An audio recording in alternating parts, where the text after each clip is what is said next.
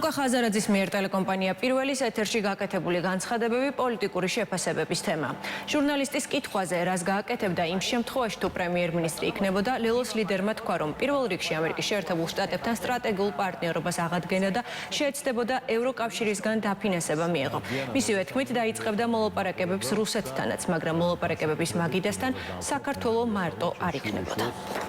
გადატანა, გადმოტანა. რუსეთს აქვს თავისი ინტერესი ამ ქვეყნის მიმართ და ეს ინტერესი დღესაც არის 20%-ის ოკუპაციით გამოხატული და ცეცხლის შეწყვეტის შესახებ 6 პუნქტიანი შეთანხმების შეუსრულებლობით. ამიტომ ის რაც თქვა ხაზარაძემ, ეს არის მრავალწახნაგოვანი ფორმატები და აუცილებლობა იმისა, რომ თუ დაჯექი მოლაპარაკების მაგიდასთან ზოგადად რომელიმე საკითხებზე, რაც არის მაგალითად ჩვენი ქვეყნის მოქალაქეების მდგომარეობა, რომლებიც ცხოვრობენ რუსეთის ფედერაციაში ან სხვა ნებისმიერი საკითხი, შენ უნდა იყოს შენს გვერდით წარმოდგენილი აუცილებლად ძლიერი მოკავშირეები. Რავის არ დავიწყნია 2023 წლის ნოემბერში როგორ ჰქონდათ ლელოს ინიცირებული საქართველოს პარლამენტში საქართველოს დაცვის აქტი, სადაც პირდაპირ ითხოვდნენ რუსეთის ფედერაციისთვის ეკონომიკურ სანქციებს, მათ შორის ბევრ ისეთ საკითხს, რომელიც ჩვენს ქვეყანაში ეკონომიკის ჩამოშლას გამოიწვევდა,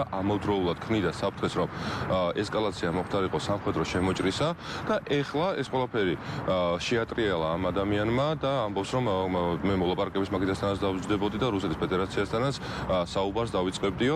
ეს ყველაფერი უწიფრობა არის ჩვეულებრივი. მიიღეს დავალება მაშინ 2022-2023 წლებში, რომ ყველაფერი უნდა გაეკეთებინათ, რომ ჩვენი ეკონომიკა ჩამოენგრიათ, მათ შორის ესკალაცია გამოეწვიათ და მეორე ფრონტი გახსნილიყო ჩვენს ქვეყანაში.